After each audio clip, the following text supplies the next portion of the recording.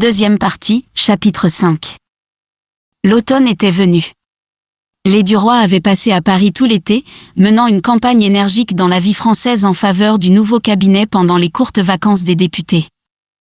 Quoi qu'on fût seulement dans les premiers jours d'octobre, les chambres allaient reprendre leurs séances, car les affaires du Maroc devenaient menaçantes.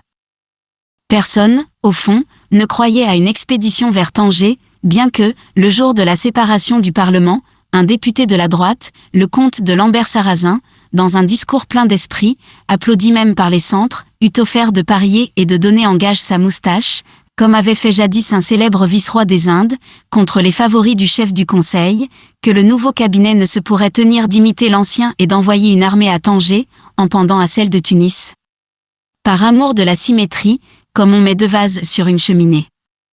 Il avait ajouté: la terre d'Afrique est en effet une cheminée pour la France, messieurs, une cheminée qui brûle notre meilleur bois, une cheminée à grand tirage qu'on allume avec le papier de la banque. Vous vous êtes offert la fantaisie artiste d'orner l'angle de gauche d'un bibelot tunisien qui vous coûte cher, vous verrez que M. Marot va vouloir imiter son prédécesseur et orner l'angle de droite avec un bibelot marocain.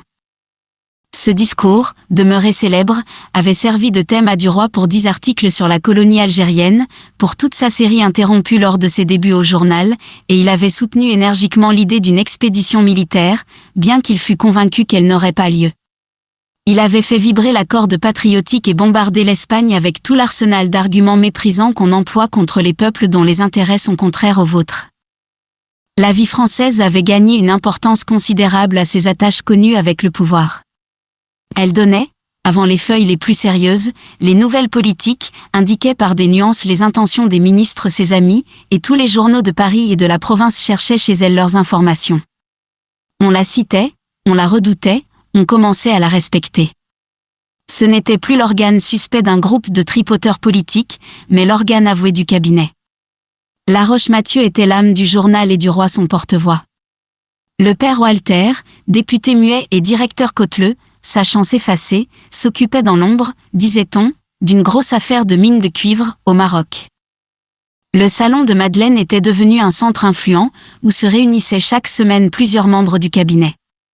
Le président du conseil avait même dîné 2 fois chez elle, et les femmes des hommes d'État, qui hésitaient autrefois à franchir sa porte, se vantaient à présent d'être ses amies, lui faisant plus de visites qu'elle n'en recevait d'elle. Le ministre des Affaires étrangères régnait presque en maître dans la maison. Il y venait à toute heure, apportant des dépêches, des renseignements, des informations qu'il dictait soit au mari, soit à la femme, comme s'il eussent été ses secrétaires. Quand Duroy, après le départ du ministre, demeurait seul en face de Madeleine, il s'emportait, avec des menaces dans la voix, et des insinuations perfides dans les paroles, contre les allures de ce médiocre parvenu. Mais elle haussait les épaules avec mépris, répétant, féant autant que lui, « Toi, deviens ministre, et tu pourras faire ta tête. Jusque-là, tais-toi. » Il frisait sa moustache en la regardant de côté. « On ne sait pas de quoi je suis capable, disait-il, on l'apprendra peut-être, un jour. » Elle répondait avec philosophie, qui vivra, verra. Le matin de la rentrée des chambres, la jeune femme, encore au lit, faisait 1000 recommandations à son mari, qui s'habillait afin d'aller déjeuner chez Monsieur Laroche-Mathieu et de recevoir ses instructions avant la séance, pour l'article politique du lendemain dans la vie française, cet article devant être une sorte de déclaration officieuse des projets réels du cabinet. Madeleine disait, surtout n'oublie pas de lui demander si le général Belloncle est envoyé à Oran, comme il en était question. Cela aurait une grande signification. Georges, nerveux, répondit, mais je sais aussi bien que toi ce que j'ai à faire. Fiche-moi la paix avec tes rabâchages. Elle reprit tranquillement, mon cher, tu oublies toujours la moitié des commissions dont je te charge pour le ministre. Il grogna, il m'embête, ton ministre, à la fin. C'est un serein. Elle dit avec calme, ce n'est pas plus mon ministre que le tien. Il t'est plus utile qu'à moi. Il s'était tourné un peu vers elle en ricanant. Pardon, il ne me fait pas la cour, à moi. Elle déclara, lentement, à moi non plus, d'ailleurs, mais il fait notre fortune. Il se tut, puis, après quelques instants, si j'avais à choisir parmi tes adorateurs, j'aimerais encore mieux cette vieille ganache de Vaudrec. Qu'est-ce qu'il devient, celui-là ? Je ne l'ai pas vu depuis 8 jours. Elle répliqua, sans s'émouvoir, il est souffrant, il m'a écrit qu'il gardait même le lit avec une attaque de goutte.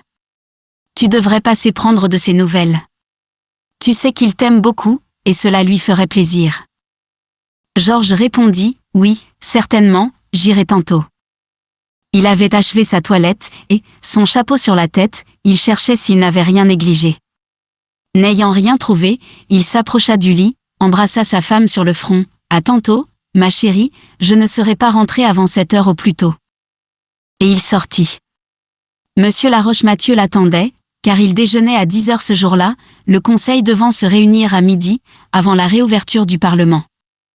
Dès qu'ils furent à table, seul avec le secrétaire particulier du ministre, Madame Laroche-Mathieu n'ayant pas voulu changer l'heure de son repas, Duroy parla de son article, il en indiqua la ligne, consultant ses notes griffonnées sur des cartes de visite, puis quand il eut fini, « Voyez-vous quelque chose à modifier, mon cher ministre ?»« Fort peu, mon cher ami. Vous êtes peut-être un peu trop affirmatif dans l'affaire du Maroc. Parlez de l'expédition comme si elle devait avoir lieu, mais en laissant bien entendre qu'elle n'aura pas lieu et que vous n'y croyez pas le moins du monde. Faites que le public lise bien entre les lignes que nous n'irons pas nous fourrer dans cette aventure. » Parfaitement. J'ai compris, et je me ferai bien comprendre. Ma femme m'a chargé de vous demander à ce sujet si le général Belloncle serait envoyé à Oran. Après ce que vous venez de dire, je conclus que non. L'homme d'État répondit, non. Puis on causa de la session qui s'ouvrait. Laroche-Mathieu se mit à pérorer, préparant l'effet des phrases qu'il allait répandre sur ses collègues quelques heures plus tard. Il agitait sa main droite, levant en l'air tantôt sa fourchette, tantôt son couteau, tantôt une bouchée de pain, et sans regarder personne, s'adressant à l'assemblée invisible, il expectorait son éloquence liquoreuse de beau garçon bien coiffé. Une très petite moustache roulée redressait sur sa lèvre deux pointes pareilles à des queues de scorpion, et ses cheveux huilés de brillantine, séparés au milieu du front, arrondissaient sur ses tempes deux bandeaux de bellâtre provincial. Il était un peu trop gras, un peu bouffi, bien que jeune, le ventre tendait son gilet. Le secrétaire particulier mangeait et buvait tranquillement, accoutumé sans doute à ses douches de Faconde, mais Duroy, que la jalousie du succès obtenu mordait au cœur, songeait, va donc, ganache. Quel crétin que ces hommes politiques! Et, comparant sa valeur à lui, à l'importance bavarde de ce ministre, il se disait, Christi, si j'avais seulement 100 000 francs nets pour me présenter à la députation dans mon beau pays de Rouen, pour rouler dans la pâte de leur grosse malice mes braves Normands Finot et Lourdeau, quel homme d'État je ferais, à côté de ces polissons imprévoyants. Jusqu'au café, monsieur Laroche-Mathieu parla, puis, ayant vu qu'il était tard, il sonna pour qu'on fît avancer son coupé, et, tendant la main au journaliste. « C'est bien compris, mon cher ami ? » »« Parfaitement, mon cher ministre, comptez sur moi. » Et Duroy s'en alla tout doucement vers le journal, pour commencer son article, car il n'avait rien à faire jusqu'à 4 heures. À 4 heures, il devait retrouver, rue de Constantinople, Madame de Marelle qu'il y voyait toujours régulièrement 2 fois par semaine, le lundi et le vendredi. Mais en rentrant à la rédaction, on lui remit une dépêche fermée, elle était de Madame Walter, et disait « Il faut absolument que je te parle aujourd'hui. C'est très grave, très grave. Attends-moi à 2 heures, rue de Constantinople. Je peux te rendre un grand service. Ton ami jusqu'à la mort, Virginie. » Il jura, nom de Dieu. Quel crampon! Et, saisi par un excès de mauvaise humeur, il ressortit aussitôt, trop irrité pour travailler. Depuis 6 semaines il essayait de rompre avec elle sans parvenir à lasser son attachement acharné. Elle avait eu, après sa chute, un accès de remords épouvantable, et, dans 3 rendez-vous successifs, avait accablé son amant de reproches et de malédictions. Ennuyé de ces scènes, et déjà rassasié de cette femme mûre et dramatique, il s'était simplement éloigné, espérant que l'aventure serait finie de cette façon. Mais alors elle s'était accrochée à lui éperdument, se jetant dans cet amour comme on se jette dans une rivière avec une pierre au cou. Il s'était laissé reprendre, par faiblesse, par complaisance, par égard, et elle l'avait emprisonné dans une passion effrénée et fatigante, elle l'avait persécuté de sa tendresse. Elle voulait le voir tous les jours, l'appelait à tout moment par des télégrammes, pour des rencontres rapides au coin des rues, dans un magasin, dans un jardin public. Elle lui répétait alors, en quelques phrases, toujours les mêmes, qu'elle l'adorait et l'idolâtrait, puis elle le quittait en lui jurant qu'elle était bien heureuse de l'avoir vu. Elle se montrait tout autre qu'il ne l'avait rêvé, essayant de le séduire avec des grâces puériles, des enfantillages d'amour ridicules à son âge. Étant demeurée jusque-là strictement honnête, vierge de cœur, fermée à tout sentiment, ignorante de toute sensualité, ça avait été tout d'un coup chez cette femme sage dont la quarantaine tranquille semblait un automne pâle après un été froid, ça avait été une sorte de printemps fané, plein de petites fleurs mal sorties et de bourgeons avortés, une étrange éclosion d'amour de fillette, d'amour tardif, ardent et naïf, fait d'élans imprévus, de petits cris de 16 ans, de cajolerie. Embarrassante, de grâce vieillie sans avoir été jeune. Elle lui écrivait 10 lettres en un jour, des lettres niaisement folles, d'un style bizarre, poétique et risible, orné comme celui des Indiens, plein de noms de bêtes et d'oiseaux. Dès qu'ils étaient seuls, elle l'embrassait avec des gentillesses lourdes de grosses gamines, des mous de lèvres un peu grotesques, des sauteries qui secouaient sa poitrine trop pesante sous l'étoffe du corsage. Il était surtout esséuré de l'entendre dire « mon rat, mon chien, mon chat, mon bijou, mon oiseau bleu », mon trésor, et de la voir s'offrir à lui chaque fois avec une petite comédie de pudeur enfantine, de petits mouvements de crainte qu'elle jugeait gentils, et de petits jeux de pensionnaires dépravés. Elle demandait « À qui cette bouche-là » Et quand il ne répondait pas tout de suite, « C'est à moi », elle insistait jusqu'à le faire pâlir d'énervement.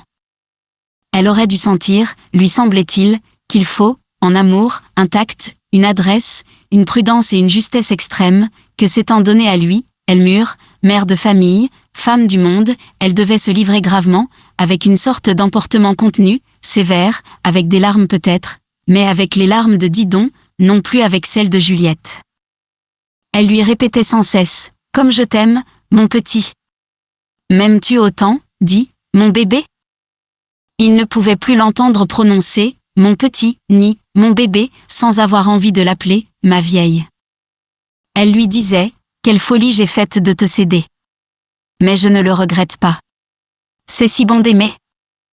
Tout cela semblait à Georges irritant dans cette bouche. Elle murmurait, c'est si bon d'aimer, comme l'aurait fait une ingénue, au théâtre. Et puis elle l'exaspérait par la maladresse de sa caresse. Devenue soudain sensuelle sous le baiser de ce beau garçon qui avait si fort allumé son sang, elle apportait dans son étreinte une ardeur inhabile et une application sérieuse qui donnait à rire à Duroy et le faisait songer au vieillard qui essaie d'apprendre à lire.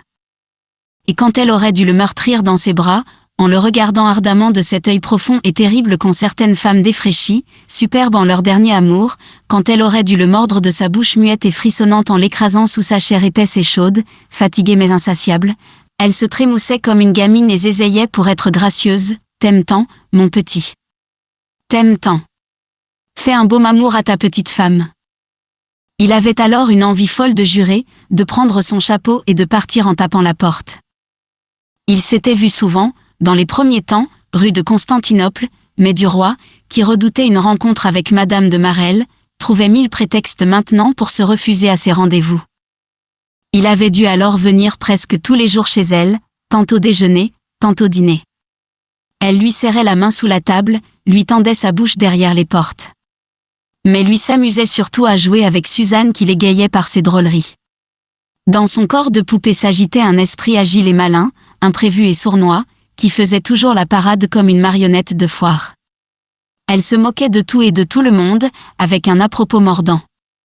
Georges excitait sa verve, la poussait à l'ironie, et il s'entendait à merveille.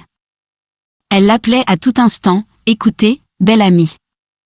Venez ici, belle amie. » Il quittait aussitôt la maman pour courir à la fillette qui lui murmurait quelques méchancetés dans l'oreille, et il riait de tout leur cœur. Cependant, dégoûté de l'amour de la mère, il en arrivait à une insurmontable répugnance, il ne pouvait plus la voir, ni l'entendre, ni penser à elle sans colère. Il cessa donc d'aller chez elle, de répondre à ses lettres et de céder à ses appels. Elle comprit enfin qu'il ne l'aimait plus, et souffrit horriblement. Mais elle s'acharna, elle l'épia, le suivit, l'attendit dans un fiacre au store baissé, à la porte du journal, à la porte de sa maison, dans les rues où elle espérait qu'il passerait. Il avait envie de la maltraiter, de l'injurier, de la frapper, de lui dire nettement « Zut, j'en ai assez, vous m'embêtez ». Mais il gardait toujours quelques ménagements, à cause de la vie française, et il tâchait, à force de froideur, de duretés enveloppées d'égards et même de paroles rudes par moments, de lui faire comprendre qu'il fallait bien que cela finît. Elle s'entêtait surtout à chercher des ruses pour l'attirer rue de Constantinople, et il tremblait sans cesse que les deux femmes ne se trouvassent, un jour, nez, à la porte. Son affection pour Madame de Marelle, au contraire, avait grandi pendant l'été. Il l'appelait son « gamin », et décidément elle lui plaisait. Leurs deux natures avaient des crochets pareils, ils étaient bien, l'un et l'autre, de la race aventureuse des vagabonds de la vie, de ces vagabonds mondains qui ressemblent fort, sans s'en douter, aux bohèmes des grandes routes. Ils avaient eu un été d'amour charmant, un été d'étudiants qui font la noce, s'échappant pour aller déjeuner ou dîner à Argenteuil, à Bougival, à Maison, à Poissy, passant des heures dans un bateau à cueillir des fleurs le long des berges. Elle adorait les fritures de Seine, les giblottes et les matelotes, les tonnelles des cabarets et les cris des canotiers. Il aimait partir avec elle, par un jour clair, sur l'impériale d'un train de banlieue et traverser, en disant des bêtises gaies, la vilaine campagne de Paris où bourgeonnent d'affreux chalets bourgeois.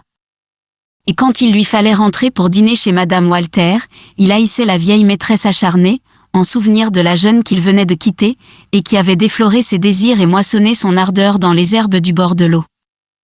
Il se croyait enfin à peu près délivré de la patronne, à qui il avait exprimé d'une façon claire, presque brutale, sa résolution de rompre, quand il reçut au journal le télégramme l'appelant, à 2h, rue de Constantinople. Il le relisait en marchant, « Il faut absolument que je te parle aujourd'hui. C'est très grave, très grave. Attends-moi à 2h rue de Constantinople. Je peux te rendre un grand service. Ton ami jusqu'à la mort. Virginie. » Il pensait, qu'est-ce qu'elle me veut encore, cette vieille chouette ? Je parie qu'elle n'a rien à me dire. Elle va me répéter qu'elle m'adore. Pourtant il faut voir. Elle parle d'une chose très grave et d'un grand service, c'est peut-être vrai. Et Clotilde qui vient à 4h. Il faut que j'expédie la première à 3h au plus tard. Sacristi. Pourvu qu'elle ne se rencontre pas. Quelle rosse que les femmes. Et il songea qu'en effet la sienne était la seule qui ne le tourmentait jamais. Elle vivait de son côté, et elle avait l'air de l'aimer beaucoup, aux heures destinées à l'amour, car elle n'admettait pas qu'on dérangeât l'ordre immuable des occupations ordinaires de la vie. Il allait, à pas lents, vers son logis de rendez-vous, s'excitant mentalement contre la patronne. Ah!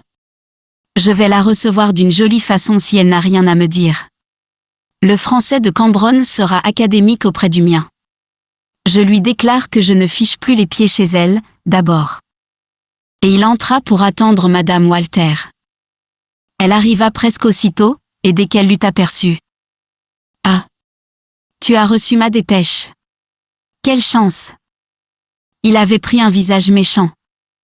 Parbleu, je l'ai trouvé au journal, au moment où je partais pour la chambre. Qu'est-ce que tu me veux encore? Elle avait relevé sa voilette pour l'embrasser, et elle s'approchait avec un air craintif et soumis de chienne souvent battue. Comme tu es cruelle pour moi. Comme tu me parles durement. Qu'est-ce que je t'ai fait? Tu ne te figures pas comme je souffre par toi. Il grogna, tu ne vas pas recommencer? Elle était debout tout près de lui, attendant un sourire, un geste pour se jeter dans ses bras. Elle murmura, il ne fallait pas me prendre pour me traiter ainsi, il fallait me laisser sage et heureuse, comme j'étais. Te rappelles-tu ce que tu me disais dans l'église, et comme tu m'as fait entrer de force dans cette maison? Et voilà maintenant comment tu me parles. Comment tu me reçois? Mon Dieu! Mon Dieu! Que tu me fais mal! Il frappa du pied, et, violemment. Ah! Mais, zut! En voilà assez. Je ne peux pas te voir une minute sans entendre cette chanson-là. On dirait vraiment que je t'ai prise à 12 ans et que tu étais ignorante comme un ange. Non, ma chère, rétablissons les faits, il n'y a pas eu détournement de mineur. Tu t'es donnée à moi, en plein âge de raison. Je t'en remercie, je t'en suis absolument reconnaissant, mais je ne suis pas tenu d'être attaché à ta jupe jusqu'à la mort. Tu as un mari et j'ai une femme. Nous ne sommes libres ni l'un ni l'autre. Nous nous sommes offerts un caprice, ni vu ni connu, c'est fini. Elle dit, oh! Que tu es brutal. Que tu es grossier, que tu es infâme. Non. Je n'étais plus une jeune fille, mais je n'avais jamais aimé, jamais failli. Il lui coupa la parole, tu me l'as déjà répété 20 fois, je le sais. Mais tu avais eu 2 enfants, je ne t'ai donc pas défloré. Elle recula, oh. Georges, c'est indigne. Et portant ses 2 mains à sa poitrine, elle commença à suffoquer, avec des sanglots qui lui montaient à la gorge. Quand il vit les larmes arriver, il prit son chapeau sur le coin de la cheminée. Ah. Tu vas pleurer? Alors, bonsoir. C'est pour cette représentation-là que tu m'avais fait venir? Elle fit un pas afin de lui barrer la route, tirant vivement un mouchoir de sa poche, s'essuya les yeux d'un geste brusque. Sa voix s'affermit sous l'effort de sa volonté, et elle dit, interrompue par un chevrotement de douleur. Non, je suis venue pour te donner une nouvelle politique, pour te donner le moyen de gagner 50 000 francs, ou même plus, si tu veux. Il demanda, adouci tout à coup, comment ça? Qu'est-ce que tu veux dire? J'ai surpris par hasard, hier soir, quelques mots de mon mari et de Laroche. Il ne se cachait pas beaucoup devant moi, d'ailleurs. Mais Walter recommandait au ministre de ne pas te mettre dans le secret parce que tu dévoilerais tout. Duroy avait reposé son chapeau sur une chaise. Il attendait, très attentif. Alors, qu'est-ce qu'il y a? Ils vont s'emparer du Maroc. Allons donc. J'ai déjeuné avec Laroche qui m'a presque dicté les intentions du cabinet. Non, mon chéri, ils t'ont joué parce qu'ils ont peur qu'on connaisse leur combinaison. Assieds-toi, dit Georges. Et il s'assit lui-même sur un fauteuil. Alors elle attira par terre un petit tabouret, et s'accroupit dessus, entre les jambes du jeune homme. Elle reprit, d'une voix câline, comme je pense toujours à toi, je fais attention maintenant à tout ce qu'on chuchote autour de moi. Et elle se mit, doucement, à lui expliquer comment elle avait deviné depuis quelque temps qu'on préparait quelque chose à son insu, qu'on se servait de lui en redoutant son concours. Elle disait, tu sais, quand on aime, on devient rusé. Enfin, la veille, elle avait compris. C'était une grosse affaire, une très grosse affaire préparée dans l'ombre. Elle souriait maintenant, heureuse de son adresse, elle s'exaltait, parlant en femme de financier, habituée à voir machiner les coups de bourse, les évolutions des valeurs, les accès de hausse et de baisse ruinant en 2 heures de spéculation des milliers de petits bourgeois, de petits rentiers, qui ont placé leurs économies sur des fonds garantis par des noms d'hommes honorés, respectés, hommes politiques ou hommes de banque. Elle répétait, oh. C'est très fort ce qu'ils ont fait. Très fort. C'est Walter qui a tout mené d'ailleurs, et il s'y entend. Vraiment, c'est de premier ordre. Il s'impatientait de ses préparations. Voyons, dit vite. Eh bien. Voilà. L'expédition de Tanger était décidée entre eux dès le jour où Laroche a pris les affaires étrangères, et, peu à peu, ils ont racheté tout l'emprunt du Maroc qui était tombé à 64 ou 5 francs. Ils l'ont racheté très habilement, par le moyen d'agents suspects, véreux, qui n'éveillaient aucune méfiance.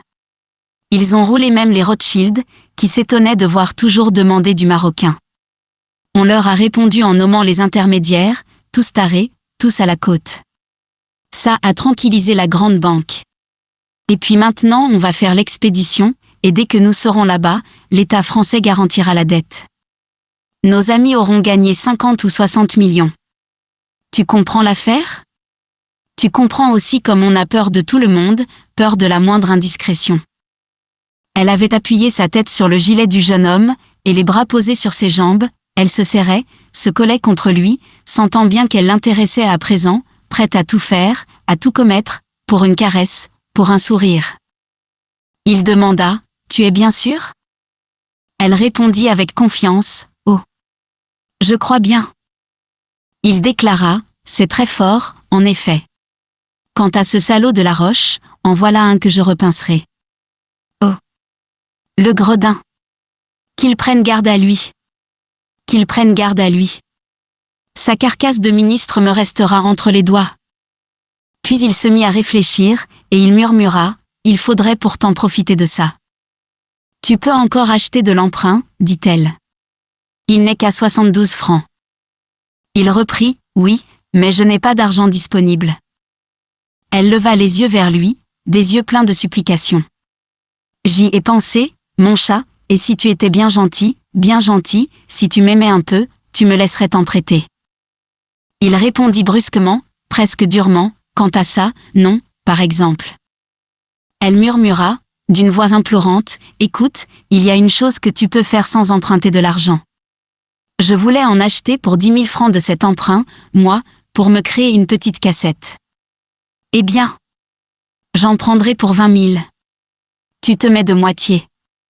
Tu comprends bien que je ne vais pas rembourser ça à Walter. Il n'y a donc rien à payer pour le moment. Si ça réussit, tu gagnes 70 000 francs. Si ça ne réussit pas, tu me devras 10 000 francs que tu me payeras à ton gré. Il dit encore, non, je n'aime guère ces combinaisons-là. Alors, elle raisonna pour le décider, elle lui prouva qu'il engageait en réalité 10 000 francs sur parole, qu'il courait des risques, par conséquent, qu'elle ne lui avançait rien puisque les déboursés étaient faits par la banque Walter. Elle lui démontra, en outre, que c'était lui qui avait mené, dans la vie française, toute la campagne politique qui rendait possible cette affaire, qu'il serait bien naïf en n'en profitant pas. Il hésitait encore. Elle ajouta, mais songe donc qu'en vérité c'est Walter qui te les avance, ces 10 000 francs, et que tu lui as rendu des services qui valent plus que ça. Eh bien, soit, dit-il. Je me mets de moitié avec toi. Si nous perdons, je te rembourserai 10 000 francs. Elle fut si contente qu'elle se releva, saisit à deux mains sa tête et se mit à l'embrasser avidement. Il ne se défendit point d'abord, puis comme elle s'enhardissait, l'étreignant et le dévorant de caresses, il songea que l'autre allait venir tout à l'heure et que s'il faiblissait il perdrait du temps, et laisserait au bras de la vieille une ardeur qu'il valait mieux garder pour la jeune. Alors il la repoussa doucement, « Voyons, sois sage, dit-il. » Elle le regarda avec des yeux désolés, « Oh Georges, je ne peux même plus t'embrasser. » Il répondit, « Non, pas aujourd'hui. J'ai un peu de migraine, et cela me fait mal. » Alors elle se rassit, docile, entre ses jambes.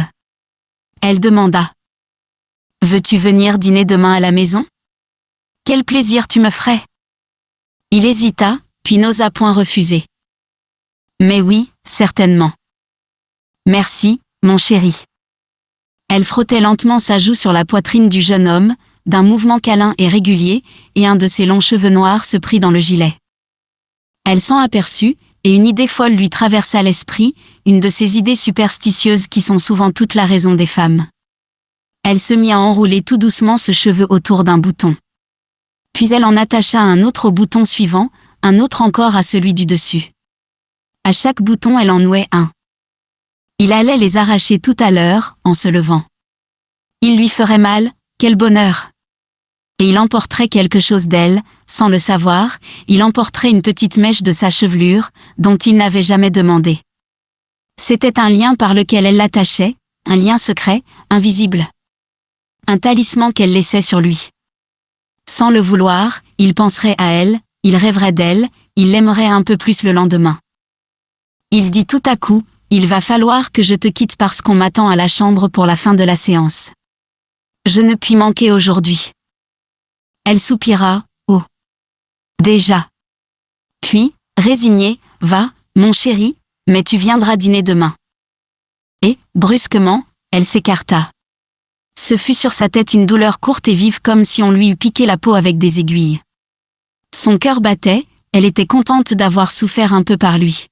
« Adieu, dit-elle. » Il la prit dans ses bras avec un sourire compatissant et lui baisa les yeux froidement. Mais elle, affolée par ce contact, murmura encore une fois, « Déjà. » Et son regard suppliant montrait la chambre dont la porte était ouverte. Il l'éloigna de lui, et d'un ton pressé, « Il faut que je me sauve, je vais arriver en retard. » Alors elle lui tendit ses lèvres qu'il effleura à peine, et lui ayant donné son ombrelle qu'elle oubliait, il reprit, « Allons, allons, dépêchons-nous, il est plus de 3 heures. » Elle sortit devant lui, elle répétait, « Demain, 7 heures. » Il répondit, « Demain, 7 heures. » Ils se séparèrent. Elle tourna à droite, et lui à gauche. Duroy remonta jusqu'au boulevard extérieur. Puis, il redescendit le boulevard Malherbe, qu'il se mit à suivre, à pas lents. En passant devant un pâtissier, il aperçut des marrons glacés dans une coupe de cristal, et il pensa, « Je vais en rapporter une livre pour Clotilde. » Il acheta un sac de ces fruits sucrés qu'elle aimait à la folie. À 4 heures, il était rentré pour attendre sa jeune maîtresse. Elle vint un peu en retard parce que son mari était arrivé pour 8 jours. Elle demanda, « Peux-tu venir dîner demain ? Il serait enchanté de te voir. » Non, je dîne chez le patron. Nous avons un tas de combinaisons politiques et financières qui nous occupent. Elle avait enlevé son chapeau. Elle ôtait maintenant son corsage qui la serrait trop. Il lui montra le sac sur la cheminée, « Je t'ai apporté des marrons glacés. » Elle battit des mains, « Quelle chance ! Comme tu es mignon. » Elle les prit, en goûta un, et déclara, « Ils sont délicieux.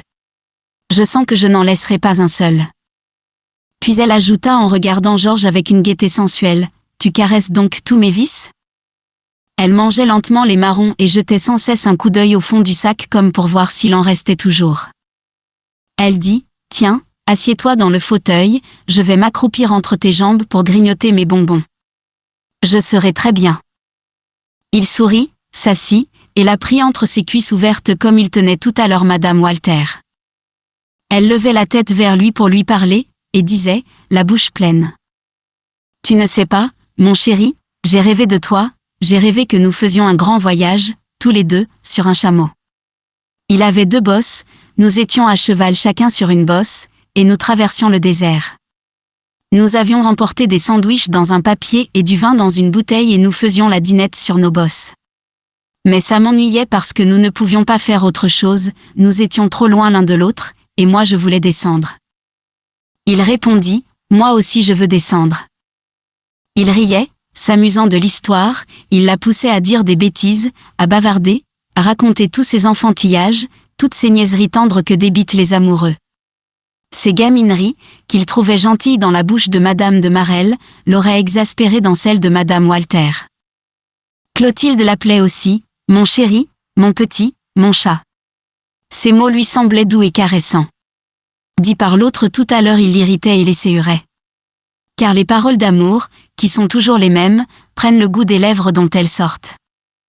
Mais il pensait, tout en s'égayant de ses folies, aux 70 000 francs qu'il allait gagner, et, brusquement, il arrêta, avec 2 petits coups de doigt sur la tête, le verbiage de son ami, « Écoute, ma chatte.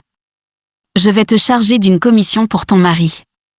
Dis-lui de ma part, d'acheter, demain, pour 10 000 francs d'emprunt du Maroc qui est à 72, et je lui promets qu'il aura gagné de 60 à 80 000 francs avant 3 mois. Recommande-lui le silence absolu. Dis-lui, de ma part, que l'expédition de Tanger est décidée et que l'État français va garantir la dette marocaine. Mais ne te coupe pas avec d'autres. C'est un secret d'État que je confie là. » Elle l'écoutait, sérieuse. Elle murmura, « Je te remercie. Je préviendrai mon mari dès ce soir. Tu peux compter sur lui, il ne parlera pas. C'est un homme très sûr. Il n'y a aucun danger. » Mais elle avait mangé tous les marrons. Elle écrasa le sac entre ses mains et le jeta dans la cheminée. Puis elle dit, « Allons nous coucher. » Et sans se lever elle commença à déboutonner le gilet de Georges. Tout à coup elle s'arrêta, et tirant entre 2 doigts un long cheveu pris dans une boutonnière, elle se mit à rire, « Tiens. Tu as emporté un cheveu de Madeleine. En voilà un mari fidèle. » Puis, redevenue sérieuse, elle examina longuement sur sa main l'imperceptible fil qu'elle avait trouvé et elle murmura, « Ce n'est pas de Madeleine, il est brun. » Il sourit, il vient probablement de la femme de chambre. Mais elle inspectait le gilet avec une attention de policier, et elle cueillit un second cheveu enroulé autour d'un bouton, puis elle en aperçut un 3e, et, pâlie, tremblant un peu, elle s'écria, « Oh. Tu as couché avec une femme qui t'a mis des cheveux à tous tes boutons. » Il s'étonnait, il balbutiait, « Mais non.